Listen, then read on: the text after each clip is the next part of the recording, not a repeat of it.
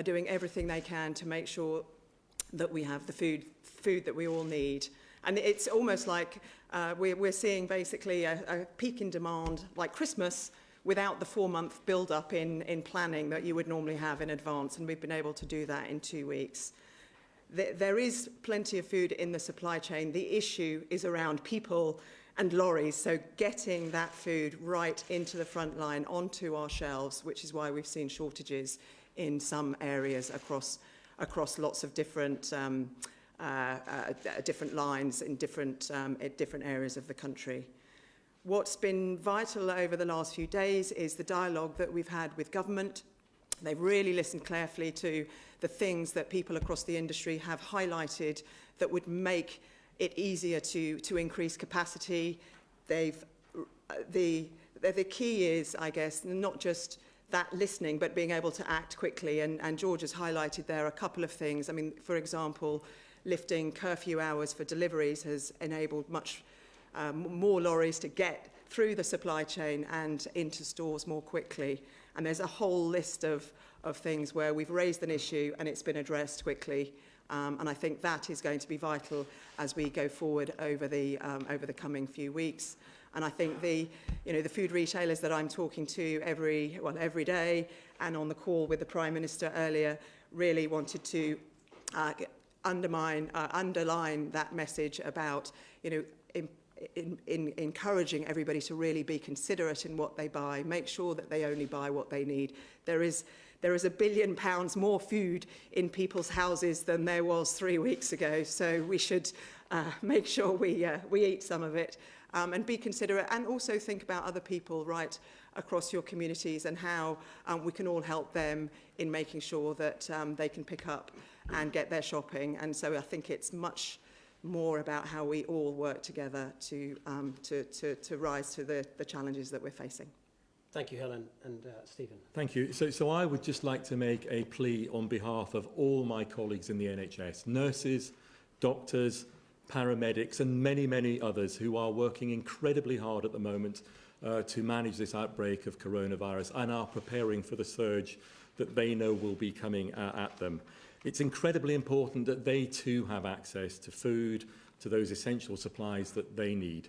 I'm sure many of you will have seen a video posted on social media yesterday by Dawn, a critical care nurse, who was in tears at the end of a long shift because she could not get access to the supplies that she needed. And frankly, we should all be ashamed that that has to happen. It's unacceptable. These are the very people that we will all need to look after perhaps us or our loved ones in the weeks ahead. It's critical that by not stockpiling, by not selfishly shopping, by leaving those supplies for others too, that our health workers are able to get access to what they need to. These are the people that we will all be relying on more than we ever have done in the weeks ahead. Okay, thanks. Nick Eardley. Thanks very much. Secretary of State, many of the pleas that have been made so far have fallen on deaf ears. Is the government prepared to at some point intervene and perhaps introduce compulsory limits on what people can buy? And a supplementary question, if I may. Many people will be out and about today for a walk with their families and will see parks absolutely packed with other people. Is that safe, and should people be taking further measures to distance from others in public spaces? I'll answer the first point and may refer to Stephen on the second. The reality is that most of the supermarkets are already of their own accord, and they've discussed this, putting limits on certain items. So I don't think it is necessary or appropriate for the government to dictate this. Different stores on different items are working together to identify what an appropriate limit is. Today, I'm asking everybody to respect what those supermarkets are doing. They are trying to ensure that their shelves don't go empty early in the morning, and to do that and achieve that, they are putting item limits for certain goods. And it's very important that everybody respects that. More food is arriving every day. There's no shortage of food production. The crucial thing is that we need people to calm down and buy only what they need, and to think of others when they are purchasing. John.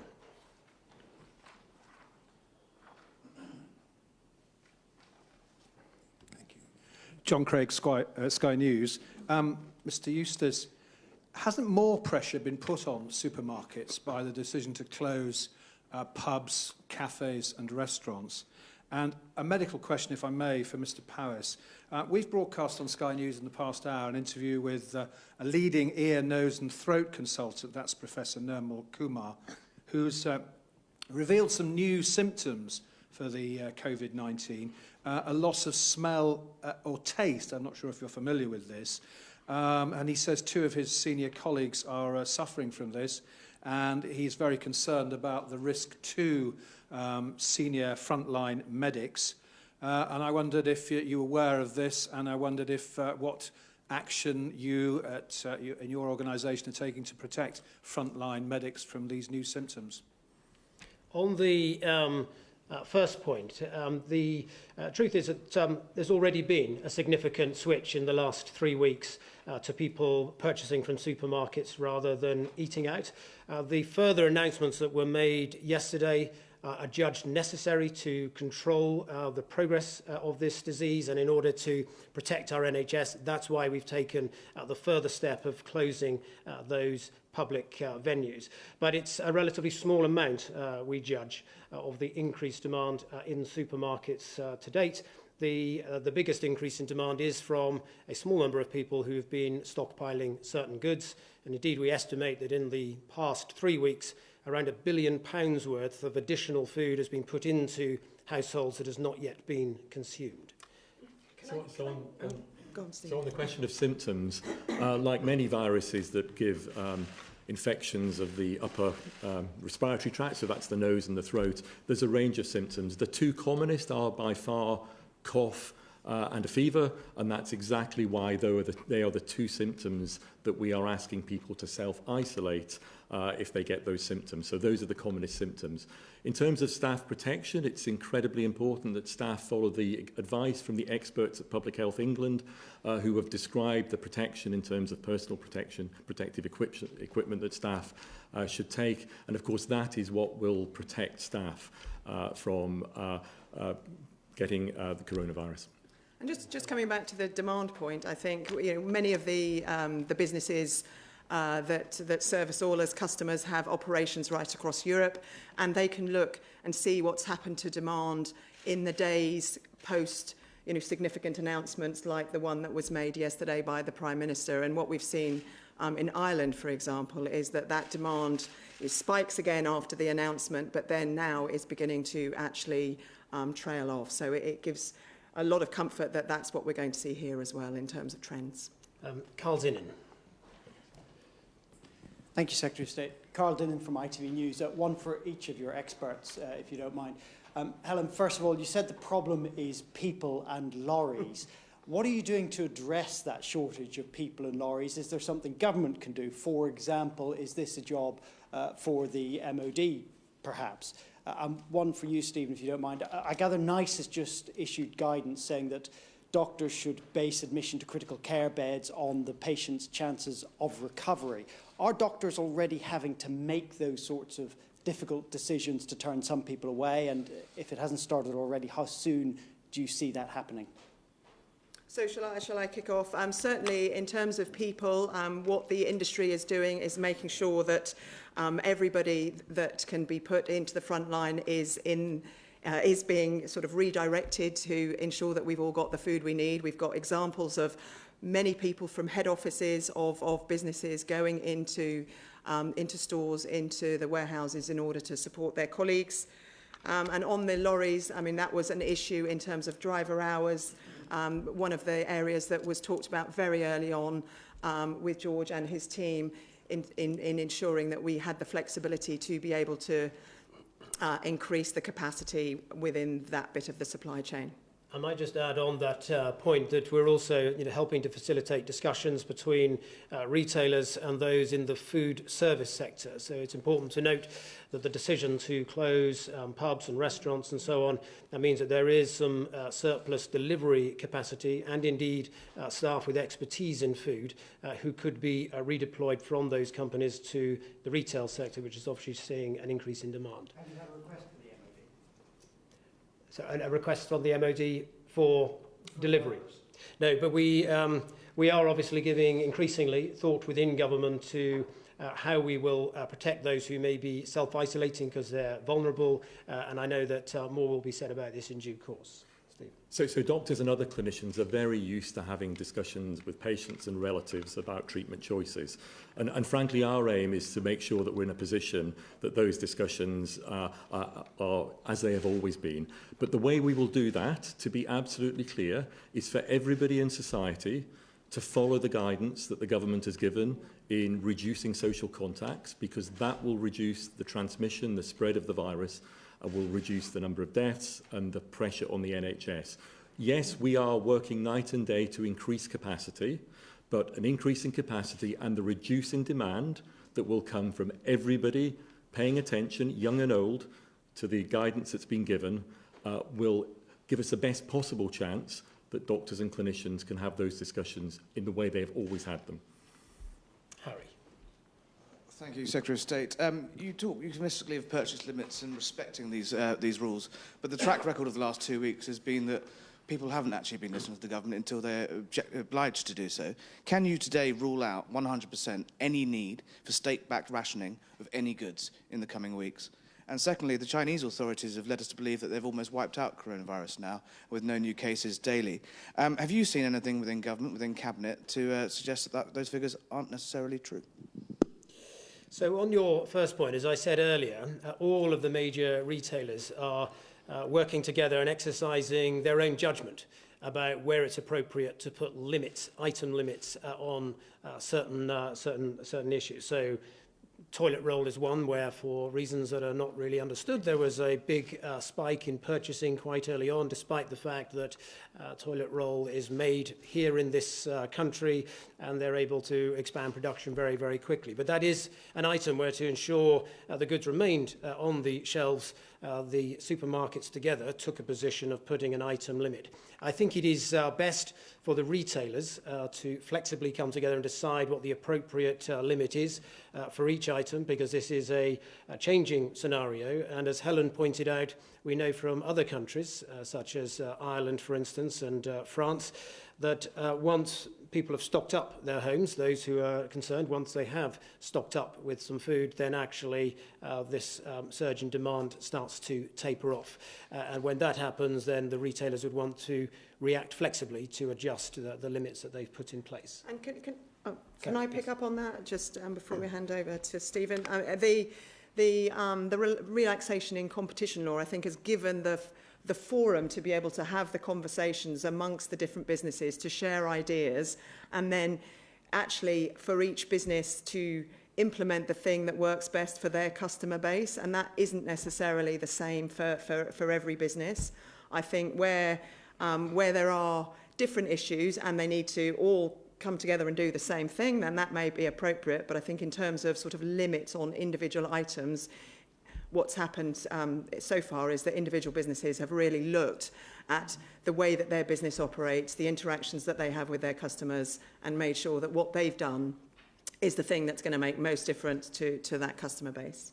And I think looking at those countries such as China that got this disease early and their experience is that it is possible to develop strategies to suppress and to reduce the virus. Different countries take slightly different approaches, but to be honest, they all have the same scientific basis, which is to reduce the spread and the transmission of the virus in the community so that fewer people are infected. The fewer people who are infected, the fewer deaths, the less the pressure on health services. So the advice in this country, which follows that scientific basis and is on the best possible evidence, is it absolutely designed to suppress and reduce the virus and to reduce the number of people who are infected. So I think you can see strategies that have been effective, and I'll go back to what I said earlier. That's why it is absolutely crucial that everybody in the country follows the guidance that's been given. It's not for somebody else to follow. It's for you to follow. It's for me to follow. It's for everybody to follow. This is all our problems, and if we do it together, it will be an effective strategy. If you do it, if you follow the advice, you are saving somebody's life. This is the time in your lifetime whereby your action will save somebody's life. It's as simple and as stark as that. Dave Wooding. David Wooding, The Sun on Sunday. You've already told us how much has been stockpiled in people's houses. Is it possible, Secretary of State, to give us an idea, if panic buying continued at the current rate, how long it would be before we ran out of food in this country? And one little added to that, fresh fruits and vegetables, is there going to be a problem this summer with getting casual workers in to pick fruit and veg for the autumn? Well, on the former point, as I said and as Helen explained, the food supply chain is actually used to dealing with spikes in demand, not least every Christmas. There is a surge in demand, and in the last 3 weeks they've seen surges that are similar to that. And food manufacturers have responded by increasing their production by up to about 50%. So we don't think there's no risk of food running out. The challenge we have is getting food to the shelves and keeping it there, which is why the supermarkets have taken a number of steps to coordinate their activities, and why we've taken a number of steps to make sure we can get more food delivered to more supermarkets more quickly. On your second point, it is the case that we will shortly be moving into a period from around May onwards when we start to get increased UK production. Some of the labour and agriculture moves around from different sectors, so there's already quite a lot of staff that will be working in fields in Lincolnshire, for instance, on the winter vegetable industry, and also in places like Cornwall. And we anticipate that we'll be able to provide the labour necessary to ensure that we can continue that harvest. Can I just pick up on that? And I think what we all need to recognise is that we may not always be able to buy exactly the normal things that we would, and that actually there will be less choice than perhaps there has otherwise been. But there is. I mean, I was in my local supermarket this morning, and I didn't get my normal list of my shop, but there was plenty of other things that I bought instead. So it wasn't like there was nothing available. And I think the thing about capacity, we've certainly seen that the production capacity has increased by about 50%. And even on the phone this morning, many of the businesses that also have manufacturing and producing as part of their supply chain are saying that they are now looking at how they can continue to grow that over the coming days and weeks. David. Yes. Thank you. We've heard reports of how ready-made pies are being sold online, sometimes for around £30, which is something no one ever expected to see. Are you concerned that actually profiteering could be going on? And if needs be, is there a plan to tackle profiteering, and perhaps in the worst case, if it gets to looting? And is there a plan that's ready-made if rationing does need to be introduced? Well, I might ask Helen to comment on this point, but I would just say this. Over the last 2 weeks, I've been in almost daily contact with all of our major retailers. They are working in quite challenging situations and have really stepped up and worked collectively to ensure that we get food to people. We've not seen any widespread evidence yet of that kind of increase in pricing, but obviously we keep a close eye on that. And I think the most important thing, as Helen said, that we envisage this being a temporary spike in demand.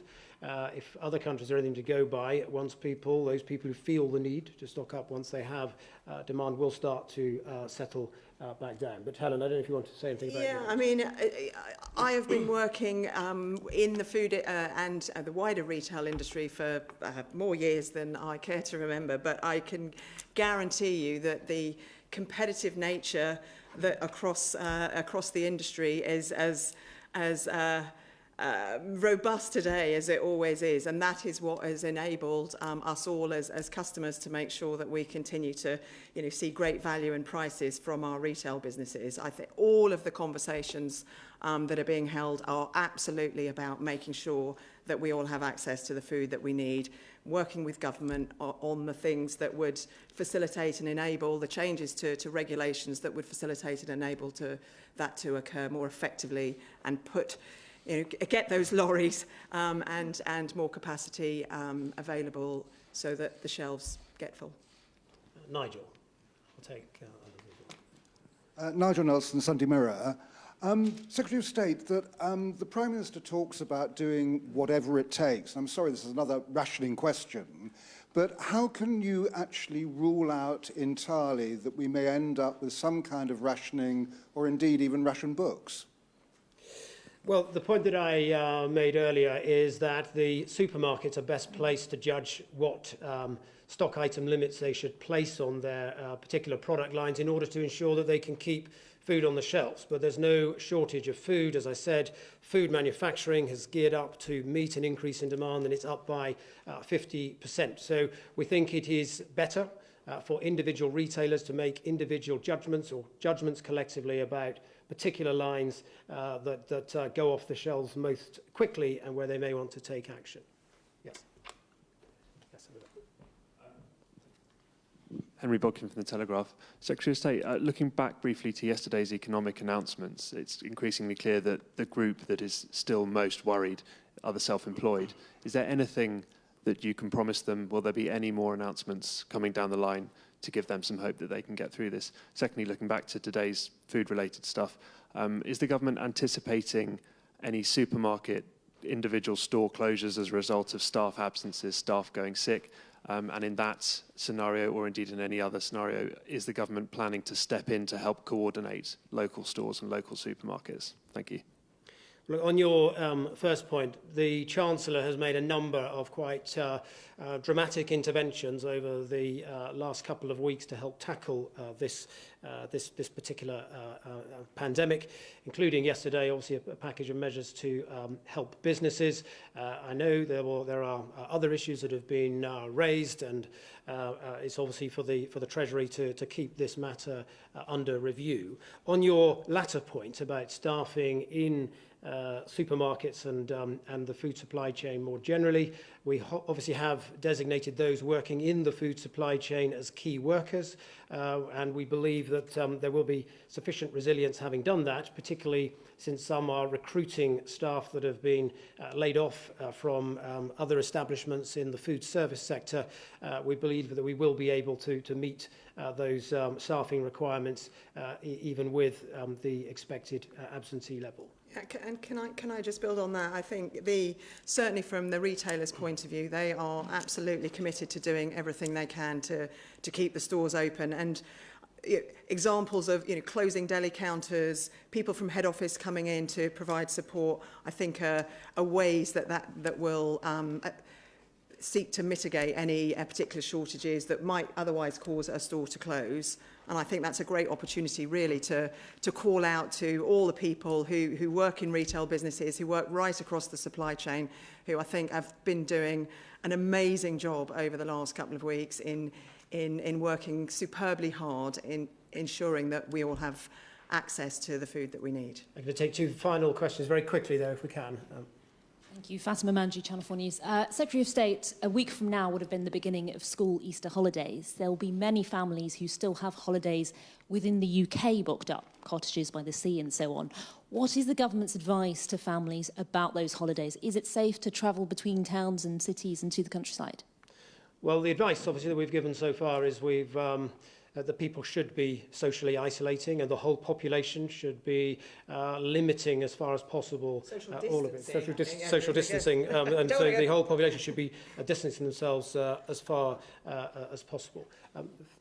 Final question here. Lizzie Buckham from The Independent. Secretary of State, food banks are struggling to provide for the most vulnerable, with some closing their doors. Would the government bring in any measures to protect them, perhaps exempting them from restrictions and allowing them to buy in bulk? Look, we are in discussion with all of the supermarkets to try to ensure that food banks retain an access to food supply to help the most vulnerable, and it's a piece of work that we've been working on for the last week, and there will be more that we'll say on that in the coming days. Thank you all very much for your time. Thank you. Bye.